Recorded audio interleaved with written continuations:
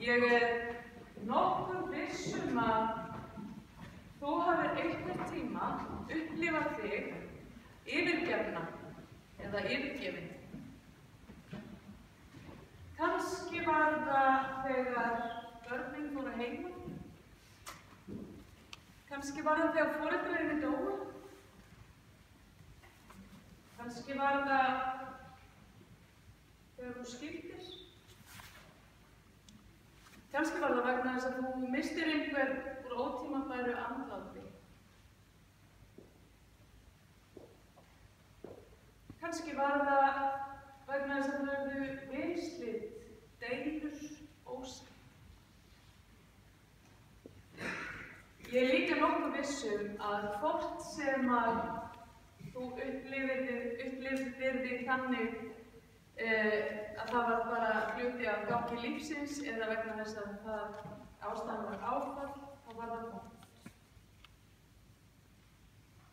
Mér þykir líka líklegt að þú hafir einhvern tíma verið sú eða sá sem að yfirgefst, sem þurfti að fara. Það getur líka verið erfitt. Kannski var það þegar þú fórst að heiman. Kannski var það þegar þú seldir jörðina og fluttir úr sveitinni, eða úr bænum, já, úr landinu jafnvel.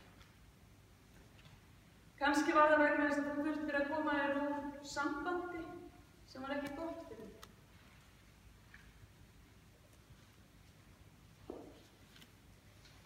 Hver sem ástæðan var, þá hefur það örugglega verið erfitt.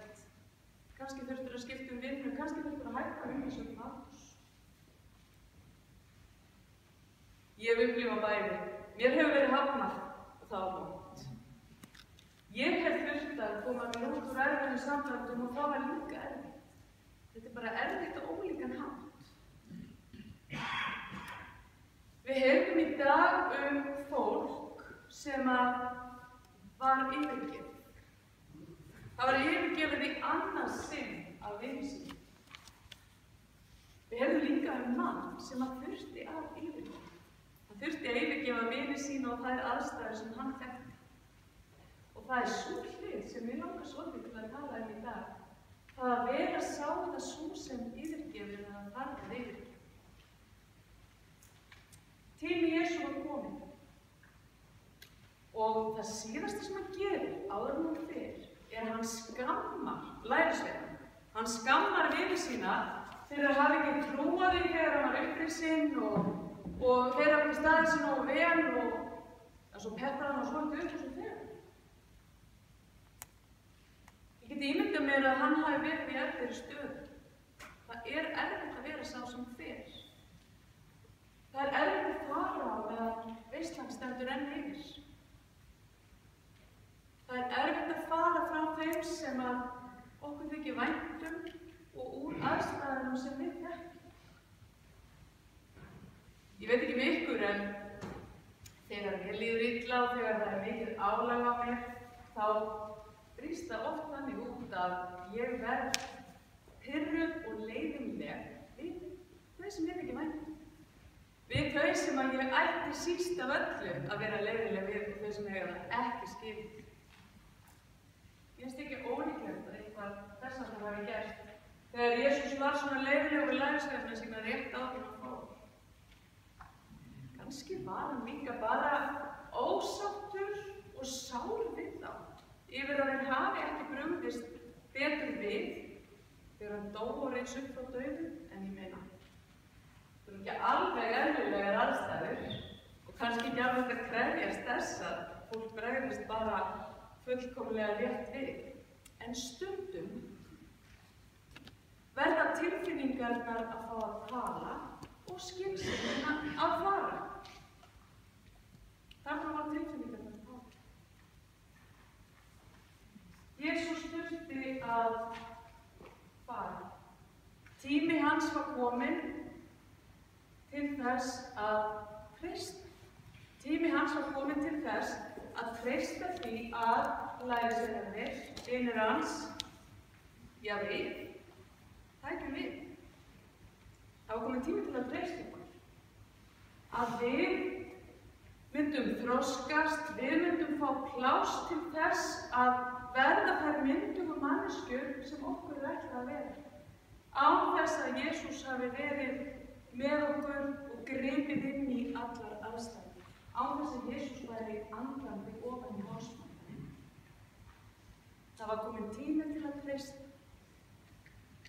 Svolítið eins og þegar foreldri þarf að leyfa barninu sínu að fara heima. Það er ekkert auðvelt. Við vitum að barninu mun gera mistök, en við verðum að treysta. Það vita öll góð foreldri að ef að við leyfum ekki barninu sjálfu að þroskast og við tökum skref tilbaka, leyfum við að gera þau mistök sem þau þurfa að gera til þess að verða fulltíðar myndugar manneskjur, þá verða þau aldrei. Það krefst hugrekkis að yfirgefa aðstæður. Það krefst hugrekkis að treysta því að aðrir muni taka við og halda áfram. Það krefst hugrekkis að finna þá út og þora að taka skrefið að okkar hlutverk er kannski einhvers staðar annars staðar núna. Við þurfum að færa þetta til í lífinu. Og það krefst þroska að leyfa öðrum að halda áfram og vita það að annað fólk mun gera þetta aldrei jafn vel. Að treysta því þó þau gera það kannski ekki eins og við.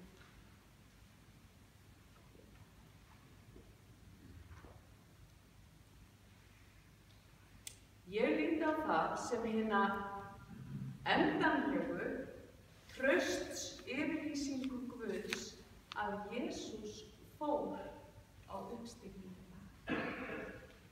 Hann fór ekki vegna þess að Guð hefði yfirgefið okkur.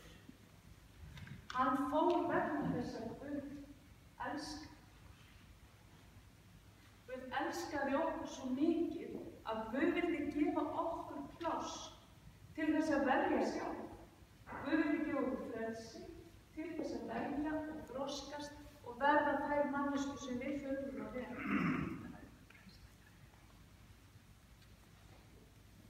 Þetta hefur verið kaldranalegt fyrir lærisveinana. Þeir vissu ekki það sem við vitum nú. Þeir vissu ekki að Guð myndi senda heilagan anda nokkrum dögum síðar.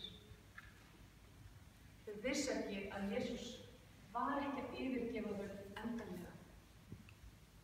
Þau vissu ekki að heilagur andi sem er fullkominn kærleikur myndi koma yfir þá og leiða þá áfram. Og það er vegna þessa anda, þessa heilaga anda sem við erum til í dag. Það er vegna heilags anda sem við trúum, sem að kristin trúar til. Og það er vegna heilags anda sem við eigum þessa kirkju. Við eigum valmöguleikana. Við höfum traust Guðs. Guð treystir okkur til þess að vera myndugar manneskjur, taka ábyrgð á okkar lífi. Nýtum þetta traust og þetta frelsi vel. Veljum við góð. Leyfum Guði að vera með í lífinu okkar og gera það enn betur. En gefum líka fólkinu í kringum okkur rými til þess að fá að þroskast og dafna og taka ábyrgð og verða myndugar manneskjur. Við Guði. Amen.